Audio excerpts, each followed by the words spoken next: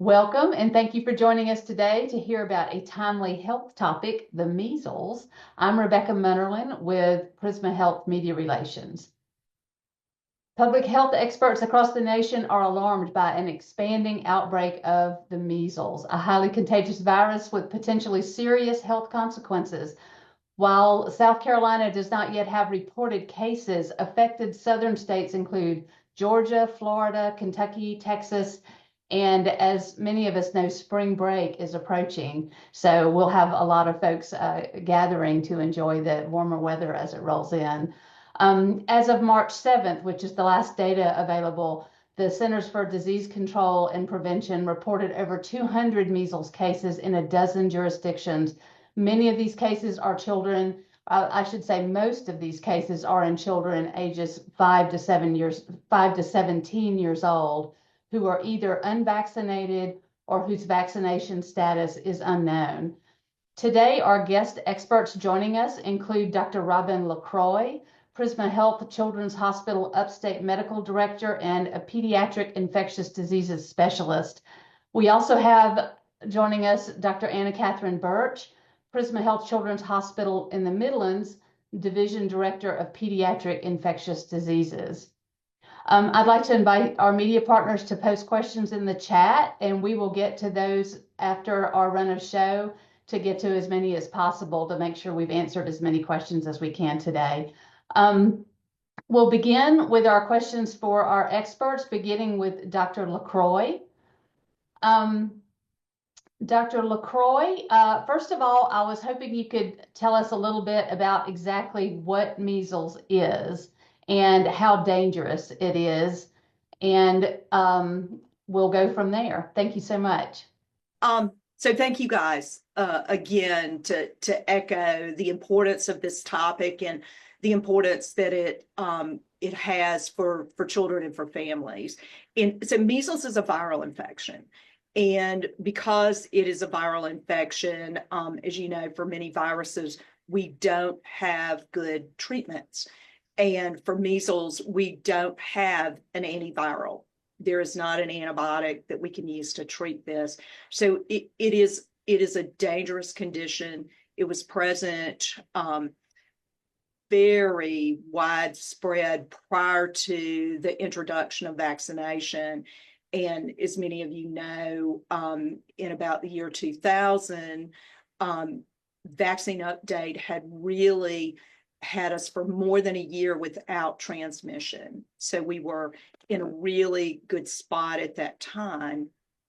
But what has happened subsequently is that as more and more people have chosen not to vaccinate, the level of protection in the community has diminished. And when that happens, it means that we have more children who are susceptible.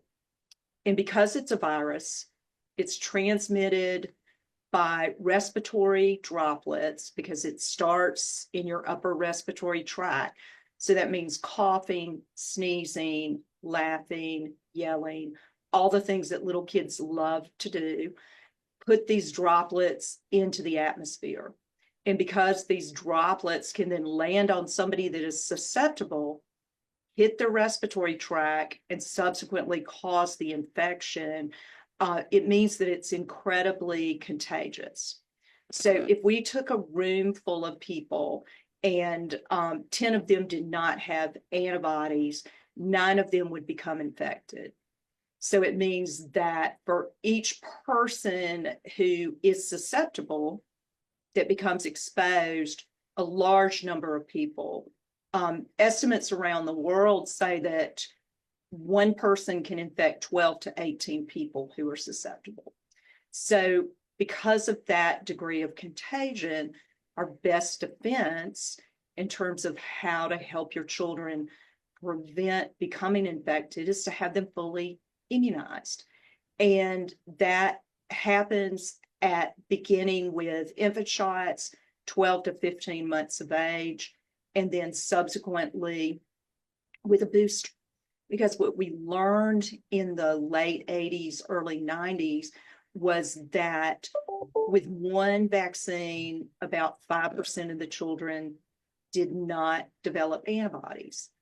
And so by coming in with a second vaccine, we get ourselves close to 98, 99% protected. So the second booster happens at approximately the 4-year-old well check. And so having children fully vaccinated with 2 vaccines provides a protective environment for our little ones who are less than a year of age, who can't routinely be vaccinated.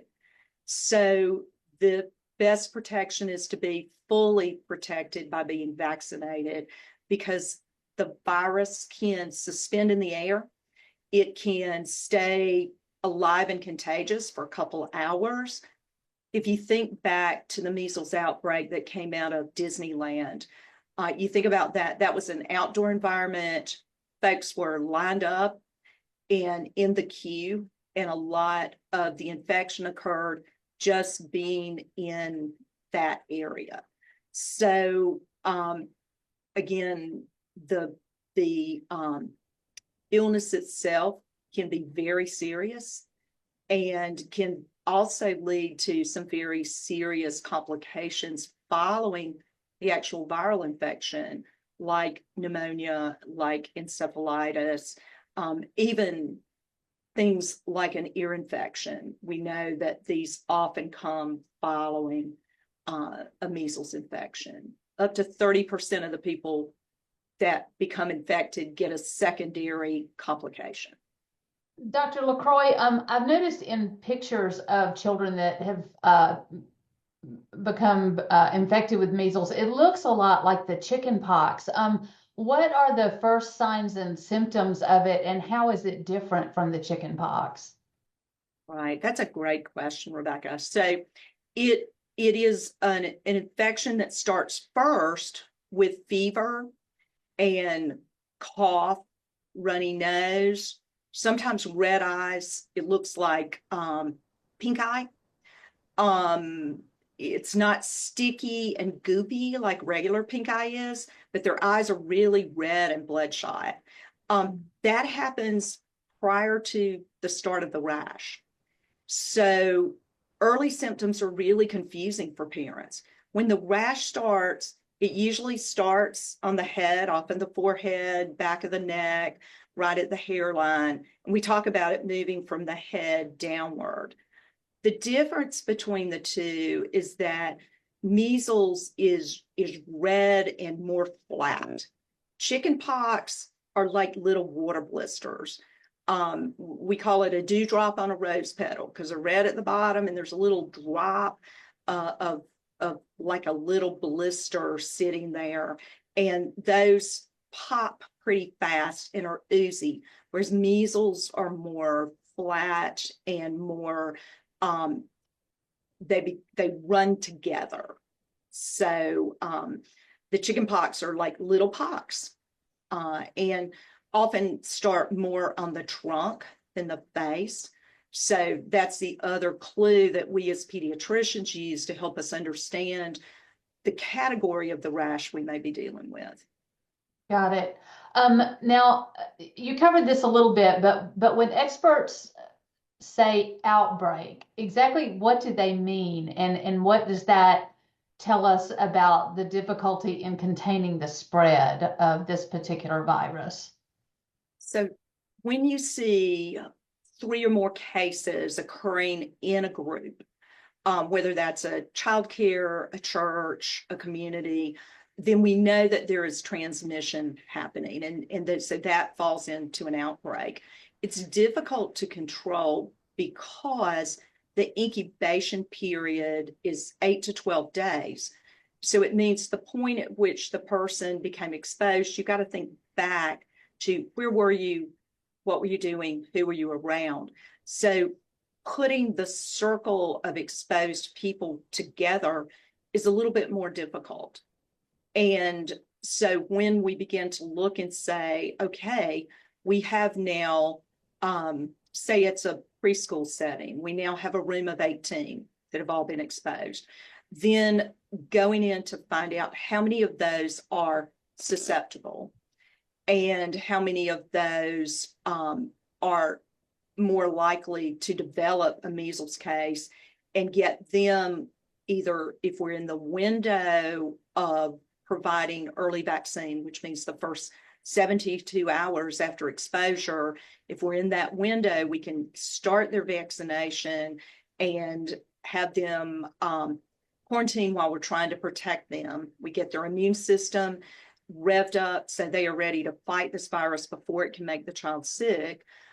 Or if we're farther out than that 72 hours, then being able to use some immune globulin to try to give them antibodies to prevent the virus from causing illness in them. Because remember, they're susceptibles, and they've got a 90% chance of acquiring the measles because they are a susceptible population. So the other piece that's difficult is the length of time that the virus can stay viable, meaning that it could become contagious, and the environment in which the virus is spread, which is respiratory. Got it. Okay, thank you so much. Great information. Let's switch over now to Dr. Burch. And Dr. Burch, let's talk a little bit more about prevention and get into some particulars about the vaccine. I want you to talk, of course, about the vaccine, but even before that, are there any other prevention measures that you recommend to folks if we find out that measles has gotten into our state, which at this point it hasn't yet, but if it does, what would your recommendations to folks be who have kids in school and just in general before they get the vaccine, before they have a chance, maybe what they could do for prevention? Yeah, so a couple of things. Number one, we know that the vaccine is the number one way to help prevent getting measles. It is the end all be all. But that being said, for those individuals who are not able to receive the vaccine, because the vaccine is what we call a live virus vaccine. So certain individuals are not able to get it because they have immunocompromised state or their age. They're too young to receive it. For those individuals, obviously you want to make sure that they wash their hands really well. They stay away from people who are ill. If you have individuals in your family who are sick, you kind of want to keep them away, those kind of things. That being said, we don't have it in our state currently. And so things would change a little bit with recommendations based upon if there is a current outbreak in the area that you live. Got it. So what is important for us to know about the vaccine itself? Well, you touched on that some people may not be able to take the live virus, but most people can. That's correct. So typically, the vaccine is administered at 1 year of age and 4 years of age.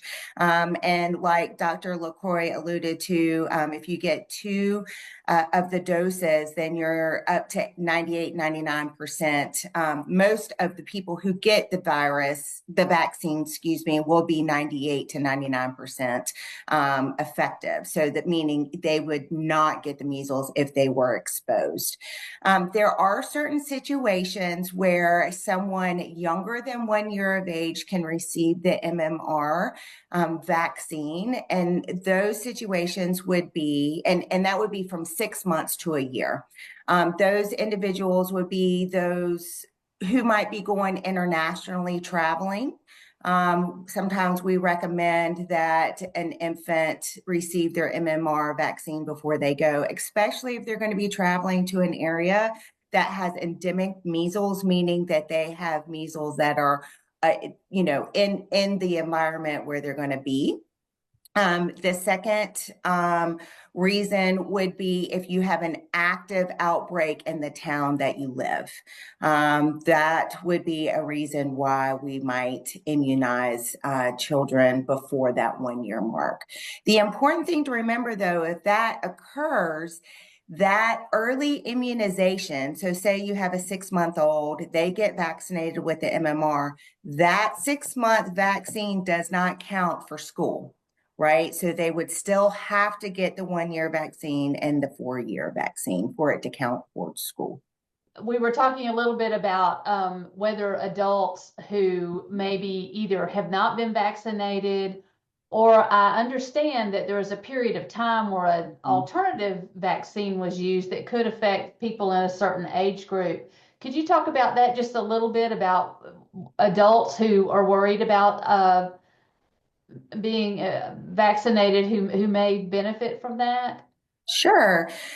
So most of us who are older have received our measles vaccine, so MMR. It was, it's obviously required to go to school.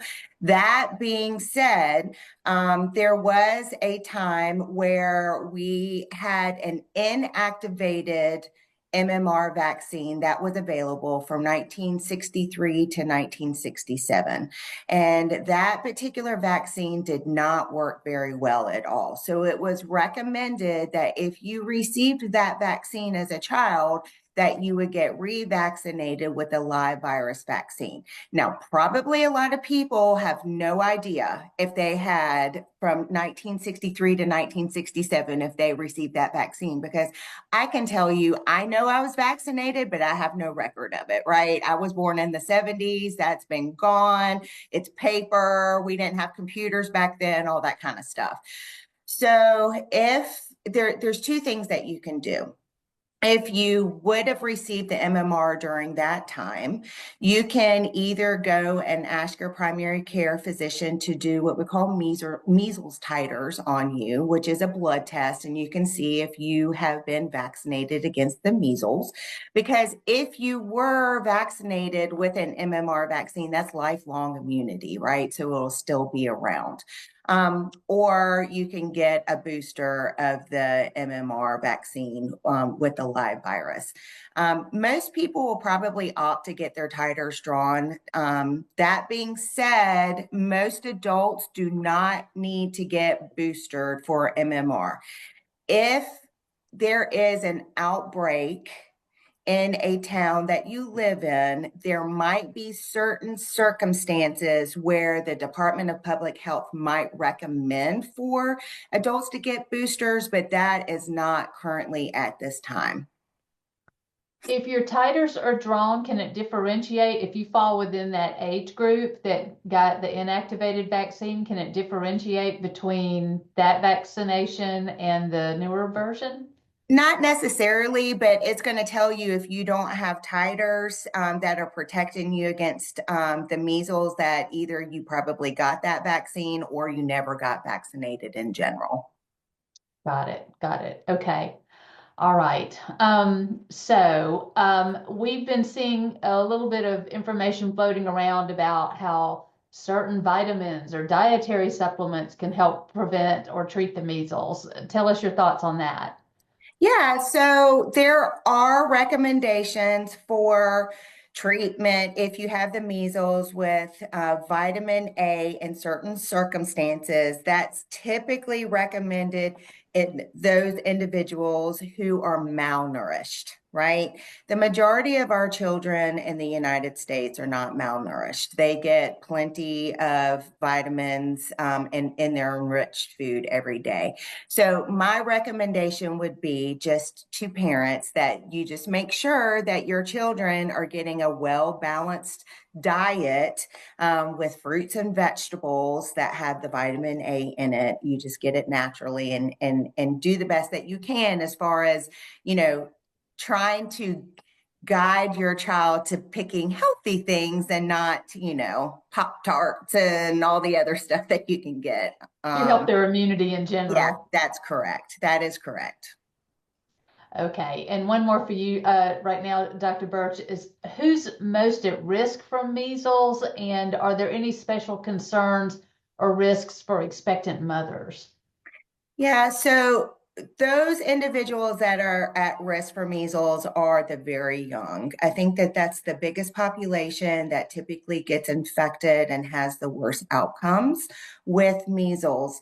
Most people will say, but most people get over the measles. So why is it a really big deal? I hear that a lot with chickenpox as well. We all got chickenpox. We all got measles. What people don't realize is that the measles can leave you with a decreased immune system for months after you get the measles. Okay. So it's not necessarily the measles that can do harm.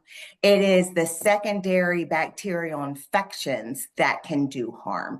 And those things are pneumonias, really bad ear infections, meningitis, and then measles itself can cause encephalitis. And so what does that mean? That means that it can infect your brain and give you fevers and what we call altered mental status, where you're not talking normally, you can have seizures, that kind of stuff. And that can have lifelong consequences as well. So those are the two really big side effects with measles. Most adults honestly have, again, been protected with an MMR if you received your vaccines going into school. So those that are pregnant most likely have had their immunizations. If you have not had your immunization and you know you haven't and you're an adult or so, then I highly recommend to go ahead and getting your vaccine series because not only will it protect you, but it will protect others who are not able to get the vaccine. Again, it's a live virus vaccine, so not all can get it. Got it. Okay. Thank you so much. Well, let's bounce back to Dr. LaCroix. Um, Dr. LaCroix, Dr. Burch just covered this a little bit. The first question I had for you was talking about how the measles affects immunity, and we're hearing a new term to me called immune amnesia, which Dr. Burch alluded to. Is there anything else you'd like to tell us about how that works, how measles can lead to later complications and illnesses? Sure. The measles infection itself produces a really big immune response. And within that immune response, to help both stop the viral replication and to begin to clear the virus from the system, as it does that, there are other parts of the immune system that are turned off, that are constantly there helping us fight off bacterial infections. And that's where this term immune amnesia comes, because your system is down regulated to respond to the other things that it needs to be aware of. And the thing about measles that Dr. Burch brought up so well was that just like influenza, which we see pneumonias and other bacterial infections after that, there's a pretty close in timing to the actual infection. This susceptibility to infection can go even months following the measles infection itself. So the immune dysregulation is a big part of the overall effect the virus has on someone's both immune system and their respiratory tract. That is the main area of entrance. Got it. Okay. If you think you or your child may have contracted the measles, what should you do and what should you not do? So stay home, call your primary care physician, talk with them on the phone. The offices, pediatric offices particularly, are really familiar with children and rashes from the days of chickenpox and other rashes that you want to bring in the back door. So the first contact should be with your primary care provider. The beauty of telehealth now is that often we can connect by telehealth. Someone can take a look at the rash, and then they're going to determine if there is more. Say there's a lot of congestion and a lot of cough with it. We're going to need that child to come into the office, but we're going to time it out. So we have mom come to the back door. She calls before she gets out of the car. They're brought into the clinical environment in the safest way possible. And just to be sure, because you can remember that we have a lot of susceptible people in our healthcare environments. And those are often young babies, but it's also, children that are on immune mediated drugs. So they may have arthritis or other things that they're on medications that downregulate their immune system. So bringing somebody in the right way, and then being able to follow them over time, because obviously we know that there are complications that come after the measles, and we want to make sure we make the right diagnosis. So if there is a secondary bacterial infection, then we're able to use antibiotics for that. But just remember that the antibiotics are not the answer for a viral infection, because they're not going to change that viral infection. Got it. So it sounds like a lot of extra precautions are put in place as soon as you all are alerted to a potential patient with measles. I guess that's calling your primary care provider before you do something like go straight into an emergency room is definitely a preferred strategy, right? Even if I don't know if the temperature in a child would escalate really quickly to, for them to have a very high temperature very quickly. Do you feel like parents can see those signs early enough to know that this could be something that they're dealing with before they take their child in somewhere? It is difficult in the sense that the rash comes somewhat in the middle of the contagion period. So the first thing are the fever, the congestion, the red eyes, the cough. Those are all early signs. They also parallel so many regular childhood illnesses. So that part is really difficult. If someone is really worried about their child and they're going to go to the emergency room, one strategy is if you're able to have another adult with you, is to keep the child in the car, have one adult come in, notify the emergency room that your child's been exposed to measles, or that these are their symptoms and you're concerned, because then again, we can move you into the healthcare environment in a way that protects the other people in the waiting room. Got it. One more question for you, Dr. LaCroix. Why do you think there's reluctance to get kids vaccinated? I think some of the misinformation that has come out in previous years has moved parents to make that decision. I think during COVID, when it was very difficult to access into primary care healthcare, there was a lot of fear about going into an office. We got even farther behind on having kids fully immunized. And I think the combination of that allowed us to drop below the community protective immunization ratios, those things have complicated it and made it more difficult. Some parents didn't even recognize that their children got behind because they were just dealing with COVID. And now we're back in school, we're back in more community and more congregate settings, that I think raising the awareness that the ability to protect against these infectious diseases that for many, our young learners, our young doctors have never seen.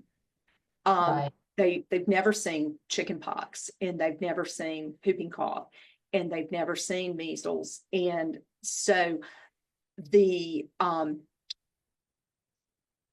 misperception that these diseases are gone and eliminated is part of what our job is, to educate that these do still exist. They exist around the world, but they now exist in our country.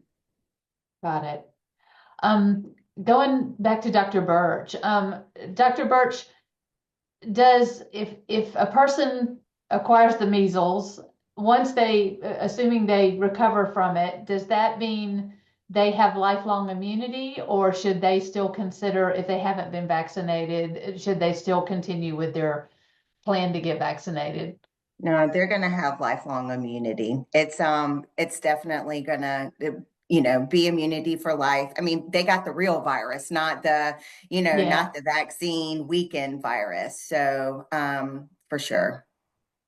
there's a high price to pay for that though. So hopefully folks will make that decision to get their kids vaccinated as y'all recommend. Yes. Let's see. I'm working my way down the questions now from our media partners. Let's see. This one looks like it's related to the Upstate, so I'm going to bounce back to Dr. LaCroix actually. The question is, there seems to be a large number of students in Greenville and Spartanburg schools that have opted out of immunizations. And does that mean that those particular regions could be at higher risk if the outbreak continues to move our direction? I know one of our closest neighbors, Georgia, has already seen some cases.